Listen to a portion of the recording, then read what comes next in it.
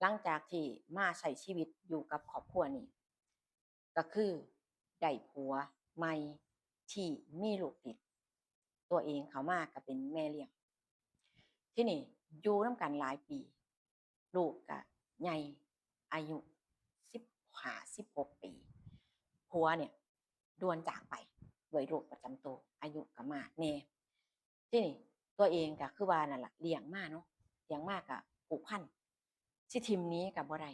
เอ้าจังใดจังใดก็มีกรรมร่วมกันเออก็เลยอยู่เป็นแม่เลี้ยงเดี่ยวอยู่ทั้งๆที่ตัวเองบ่ได้อุ้มท้องด้วยความผูกพันเลี้ยงมาแต่น้อยเด็กก็รู้ดีเพราะว่าอ่ามาอยู่กับครอบครัวเนี่ยเขาก็เป็นคือแบบว่าเขาก็รู้แล้วว่าเป็นแม่แท้หรือแม่เลี้ยงหรืออิหยังจั่งใดจังซี้นะเขามีแบบว่าเขาจำได้แล้วเขารู้แล้วก็อยู่กันมาแบบนั้นแหละแล้วทีนี้ลูกนี่ก็ดูสนิทสนมแล้วก็รักแม่คนนี้มากรักแม่เลี้ยงคนเนี้ยทั้งๆที่รู้ว่าบ่แม่นแม่แท้ๆแต่ก็รักแล้วก็เชื่อฟังตลอดแม่ก็ทำงานส่งลูกเรียนทำหน้าที่เจ้าของสมบูรณ์แบบทุกอย่างแล้วพอลูกเนี่ยอ่าโตเป็นหนุ่มเนาะเรียนใกล้แล้วใกล้จะจบแล้วอีกบ่กี่ปีก็คือบอกแม่ว่าแม่อ่าแม่อย่าแต่งงานใหม่ได้บ่คือมันมีความรู้สึกเนาะลูกนี่มีความรู้สึกว่าถ้าบ่แม่แต่งงานใหม่นี่แม่ก็บ่แม่นแม่แท้ๆลูกก็มันคือเป็นลูกเลี้ยงเนาะความรู้สึกเขานะบัดนี้พ่อใหม่นี่ก็บ่เป็นพ่อแท้ๆมันสิมีความรู้สึกจังไดจังซี้นะบ่แล้วก็บ่อยากให้ผู้ชายคนอื่นเนี่ยเขามาแย่งความรักแล้วก็มาเป็นคนสำคัญของแม่เพิ่มนอกจากตัวเองความคิดของลูกเดะที่บอกเหตุผลกับแม่ว่าอย่ามีผัวใหม่ได้บ่อย่าแต่งงานได้บ่เฮาอยู่กันแค่2คนจังซี้ลูกสัญญาสิดูแลสิเบิ่งแม่สิแบบว่า คือแบบว่าแม่อ่าทำงานบ่ได้เฒ่าแล้วจั่งซี้ก็สิเลี้ยงดูสิเบิ่งเองบ่ต้องไปคิดหยังจังซี้นะลูกให้สัญญาพร้อมเดะแล้วมันก็กดดันเนาะสำหรับแม่เนาะก็กดดันแล้วก็รับปากไปว่าเพื่อความสบายใจจังซี้นะว่าบ่มีปัญหาแม่บ่มีไผดอกอยู่กันมาจนมาถึงป่านนี้แล้วเออบ่บ่บ่คิดสิมีคนใหม่แล้วล่ะแม่ก็รับปากไปแล้วบัดนี้ลูกเนี่ยก็ยังทำหน้าที่ไปเรียนปกติดีทุกอย่างก็เป็นเด็กดีมาตลอดแล้วมาวันหนึ่งแม่นี่ผิดคำสัญญาแม่นี่ไปเจอผู้ชายคนหนึ่งที่แบบถูกใจแรงชอบแล้วก็ถูกใจเป็นที่สุดเท่าที่แบบว่าเท่าที่เคยเจอหนุ่มมาเลยในชีวิตแล้วก็แอบคุยกันแอบคบหากันจังซี้นะบ่อยากให้ลูกรู้เพราะว่าเจ้าของเป็นแม่แม่นบ่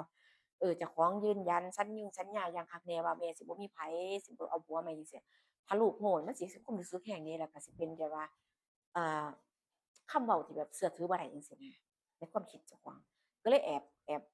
คุยกับผู้ชายคนนี้แล้ววันหนึ่งอะ คือบอกง่ายๆว่าผู้ชายน่ะมาหาที่ห้องเช่าห้องมันเป็นห้องพักเนาะห้องเช่าอยู่กับลูกจังซี้นะลูกน่ะไปเรียนมาหาก็ใจบ่ดีดอกใจบ่ดีแล้วแบบว่าหนุ่มมาหาโดยที่บ่รู้โตจังซี้นะมาบ่ได้บอกบ่กล่าวมาก็มาพูดคุยกันก็บอกว่าบ่อยากให้มาบ่อยากให้มาบ่อยากให้ลูกเห็นเพราะว่าเรื่องเนี่ยลูกบ่ทันได้บอกแล้วก็เขาบ่รู้ว่าเจ้าของเนี่ยมีผู้บ่าวเอ่อ มีคนที่เจ้าของชอบหลงรักอิหยังประมาณนี้นะแล้วคือมันเป็นห้องเช่าเนาะมันเป็นห้องเช่าบัดนี้คนที่อยู่ใกล้ๆเคียงกันจังซี้ก็เอาไปเว้าว่ามีผู้ชายมาหาแม่ถึงห้องอิหยังจังซี้ก็เว้าหยอกเว้าหยังคือเขาก็บ่รู้จังซี้นะว่าความเป็นจริงแล้วเอ่อลึกๆของครอบครัวนี่เขาอยู่กันจั่งใดจังซี้นะก็ว่าโอ้สิได้อ่าพ่อใหม่คือว่าแม่เนี่ย มีหนุ่มมาหาถึงบ้านจังซี้เนาะเออแล้วลูกเนี่ยก็คือแบบบ่พอใจว่าแม่นี่ผิดสัญญาว่าแม่นี่เคยสัญญากับลูกว่าสิบ่มีคนใหม่ว่าจะมีผัวใหม่สิบ่แต่งงานใหม่อิหยังคือเฮ็ดจังซี้คือเว้าแล้วคือบ่รักษาคำสัญญาจังซี้นะก็เป็นอาการแบบบ่พอใจแต่ว่าลูกเนี่ยก็ยังบ่ทันเชื่อคือก็แอบแอบ สืบแล้วก็แอบตามดูว่าแม่เนี่ยคบหนุ่มคบชายจริงบ่จังซี้ลูกก็เห็นชัดเจนว่าแม่เนี่ยเอ่อไปกับผู้ชายบางครั้งบางทีไปทำงานเนาะบางครั้งบางทีไปทำงานจังซี้ก็มีหนุ่มมารับเพราะว่าลูกออกไปเรียนจังซี้เดะเออมาส่งจังซี้ยามแลงมาส่งลูกเห็นลูกเห็นแล้วลูกก็เลยแบบว่าจั่งใดอะเอามาทวงคำสัญญาว่าไสแม่ว่าสิบ่มีผัวใหม่สิบ่คบคนใหม่สิบ่มักไผคือว่าเราจะอยู่กันแค่2คนแม่ลูกแค่นี้แม่คือแม่คือไปมีผู้ชายคนใหม่คือบ่รักษาสัญญาเออแม่เนาะก็บอกว่า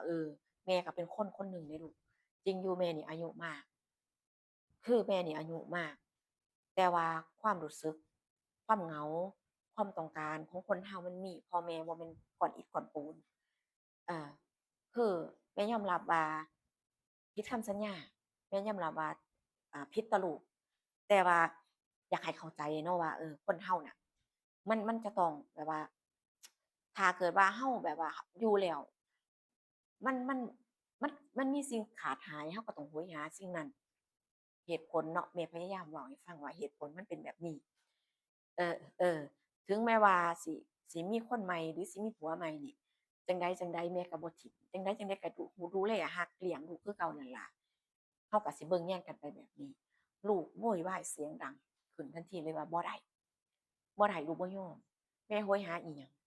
แม่ต้องการอิหยังลูกสิพยายามลูกสิเฮ็ดให้ลูกก็เป็นผู้ชายคือกันลูกสามารถทำหน้าที่นี้ได้ แม่ก็ถึงขนาดแบบอึ้งแล้วก็แบบงงในคำพูดของลูกเลยว่าเขาเป็นหยังคือบ่เข้าใจทั้งที่เขาโตแล้วจังซี้นะเขาเป็นวัยรุ่นเป็นผู้ใหญ่แล้วจังซี้บ่แม่นเด็กแล้วเขาคือบ่เข้าใจแล้วคือแบบว่าทะเลาะถึงขนาดแบบทะเลาะกับลูกนั่นน่ะแล้วลูกก็ออกจากบ้านไปตอนที่ทะเลาะลูกออกจากบ้านไปแล้วเขาก็ไปดื่มคือแบบว่าเครียดเครียดแล้วก็เลยแบบว่าอยากจะระบายอยากจะอ่า มีอิหยังสักอย่างมาเพื่อจะเฮ็ดให้ใจเย็นลงจังซี้นะอยากระบายอยากไปดื่มไปหยังจังซี้ลูกออกจากบ้านไปดึกก็บ่กลับจนจะเที่ยงคืน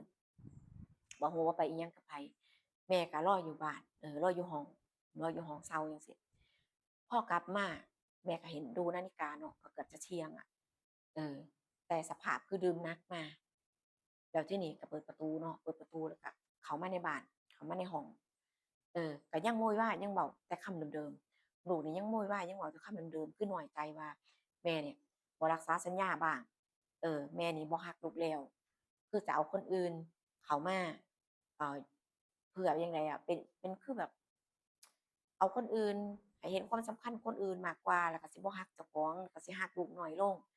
อิหยังต่างๆนานาเพราะว่าเขาก็เว้าไปว่าเนี่ย เพราะว่าเป็นลูกเลี้ยงบ่แม่นลูกแท้ๆแม่บ่เห็นความสำคัญแม่บ่ได้รักจริงๆเขาก็จะเว้าแบบนี้คือความรู้สึกเนาะความรู้สึกก็รู้สึกว่าน้อยใจจังซี้นะในคำเว้าของลูกจังซี้คือก็บ่อยากเว้าหยังหลายเผื่อมันจะแบบว่าไปเป็นเชื้อเพลิงให้มันแบบว่าปะทุขึ้นอีกเพราะว่าเอ่อก่อนหน้านี้ก็ทะเลาะกันแล้วแล้วเพิ่นก็แล้วลูกก็เมามาจังซี้เขาก็เว้าแล้วก็บ่จบเว้าแล้วก็บ่จบแล้วทีนี้ ด้วยความที่ว่าเป็นห้องเช่าเนาะเป็นห้องเช่าแล้วก็เป็นแบบนอนเป็นที่นอนที่แยกซื่อๆแยกแล้วก็เอาตู้แค่มากั้นบ่ได้ว่านี่ที่ของลูกนี่ที่ของแม่กันเองเออแล้วคือพอเขาเมาจั่งซี้แล้วก็หมายถึงว่าความรู้สึกก็ยังคงคิดแล้วก็หลับบ่ลงแล้วก็พยายามเว้าแต่เรื่องเดิมๆเก่าๆแล้วทีนี้ลูกเนี่ยก็เข้ามาหาจังซี้ เขามาหาเพื่อจะคุยเรื่องที่ทะเลาะกันตอนกลางวันเนี่ยคือมันคุยบ่จบเคลียร์กันบ่จบบอกแล้วเว้าแล้วลูกก็บ่เข้าใจคือเขาสิน้อยใจอย่างเดียวลูกนี่สิน้อยใจอย่างเดียวแล้วก็ไห้ร้องแบบว่าไห้เสียใจโวยวายเว้าอยู่นั่นแหละแล้วก็เข้ามาหาแม่ด้วยความที่ว่าเห็นลูกจังซี้เนาะคือเขาเสียใจอยากจะปลอบจังซี้นะปลอบใจก็คุยก็ปลอบใจลูกก็เหมือนกับว่ามานอนแล้วก็พยายามแบบว่า เอออยากเป็นคนสำคัญคนเดียวจังซี้นะแล้วทีนี้คือด้วยความเมาของลูกหนึ่งแล้วก็ คนที่มันแบบว่าคนที่แบบว่าใหญ่เนาะเป็นหนุ่มแล้วจังซี้นะอืมทุกคนมันก็มีความต้องการความคิดอิหยังต่างๆนานาพอเมาแล้วอิหยังจังซี้นะขาดสติไปก็แม่นจังซี้เนาะเออพอมาใกล้ชิดพอมาอันพูดคุยกับแม่แต่ก็คือแบบว่าเขามาหาเขามานอนจังซี้เนาะมานอนกอดแม่แล้วก็คุยแล้วก็เว้าไปว่าลูกบ่ต้องการให้แม่มีไผมันคือเรื่องจริงเออมันคือเรื่องจริงและลูกสิบ่ยอมเด็ดขาดบ่ว่าสิผู้ชายคนใดก็ตาม สิเข้ามาในครอบครัวแม่นในชีวิตเนี่ยอ่าคือว่าลูกจะบ่ปล่อยให้มีความสุขเลยก็สิเว้าจั่งซี้พยายามเว้าจั่งซี้แม่ก็ต้องเงียบแล้วก็ต้องฟังคือบ่อยากไปกระตุ้นในความรู้สึกให้มันรุนแรงขึ้นเนาะแล้วพอเว้าไปคุยไปคุยไปด้วยความเมาของลูกจังซี้นะเออลูกก็คือแบบว่ามีท่าทีคือจั่งแบบแบบว่าความรู้สึกของของคนคนหนึ่งสำหรับผู้ชายผู้หญิงจังซี้นะที่อยู่ด้วยกันเนี่ย เออลูกเนี่ยก็มีท่าทีแบบว่าล่วงเกินแม่เริ่มจะรุนแรงขึ้นเรื่อยๆแล้วก็พร่ำเพ้อเว้าไปจังซี้นะพร่ำเพ้อเว้าไปแม่ก็ฟังไปแล้วรู้สึกว่าอ่า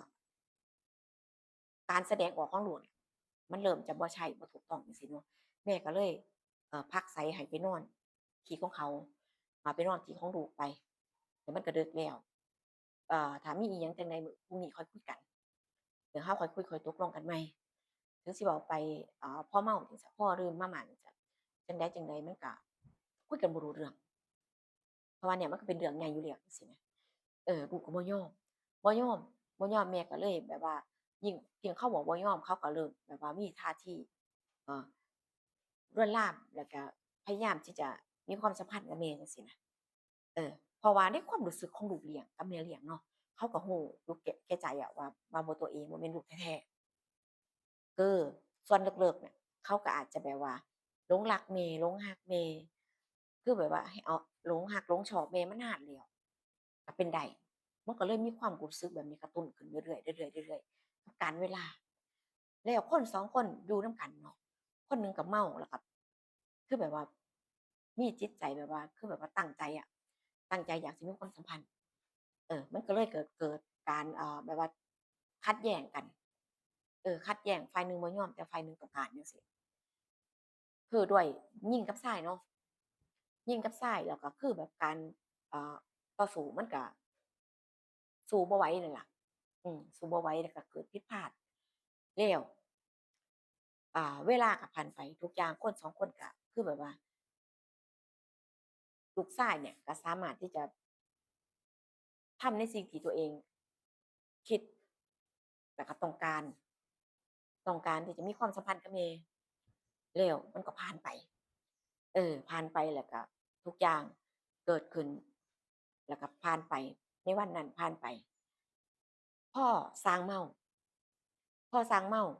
แม่นี่ก็คิดว่าลูกจะสำนึกนะจะสำนึกจะรู้สึกผิดว่าเรื่องที่มันเกิดขึ้นเนี่ยเอ่อ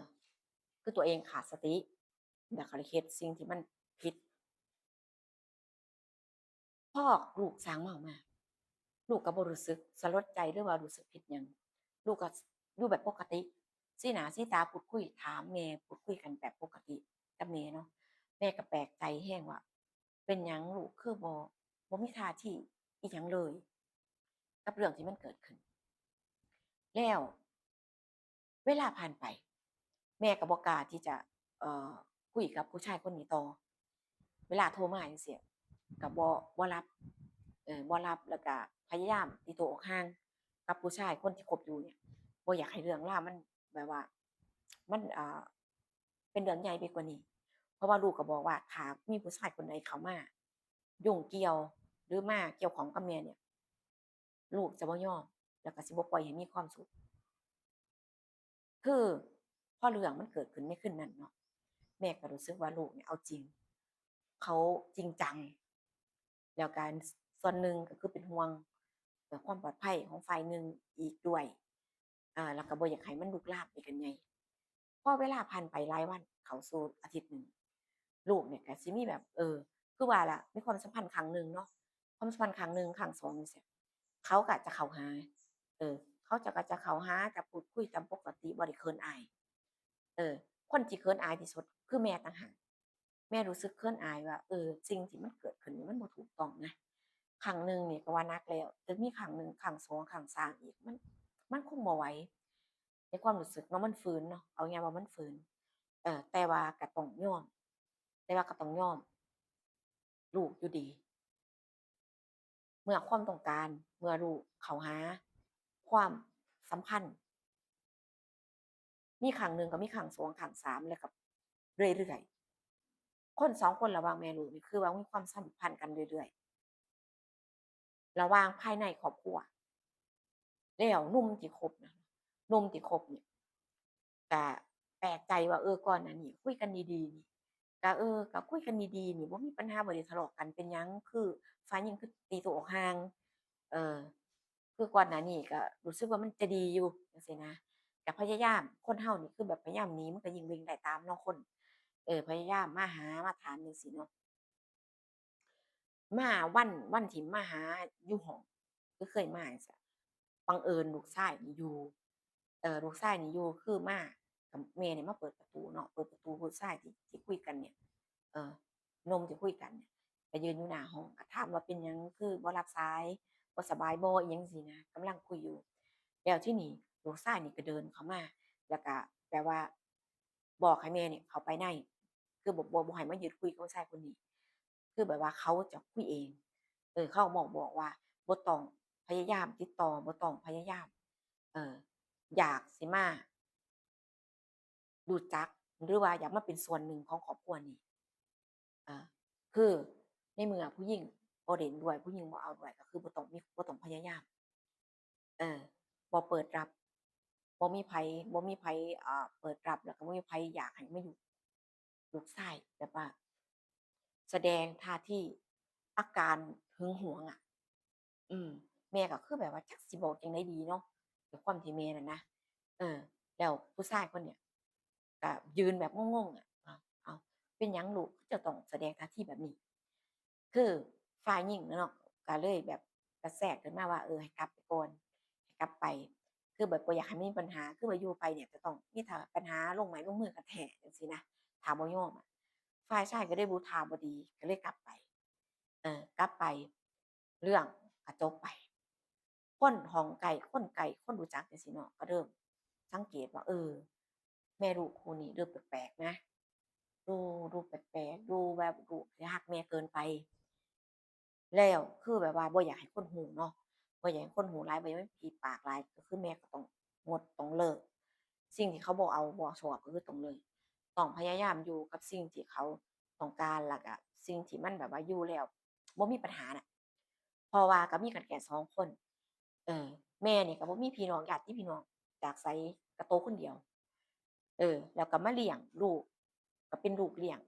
พอผัวจากไปก็เขาก็บ่มีไผจังซี้นะลูกเลี้ยงก็บ่มีไผก็มีแต่ตัวเองแล้วก็พ่อแล้วก็จากไปแล้วจังซี้คืออยู่กันแค่2คน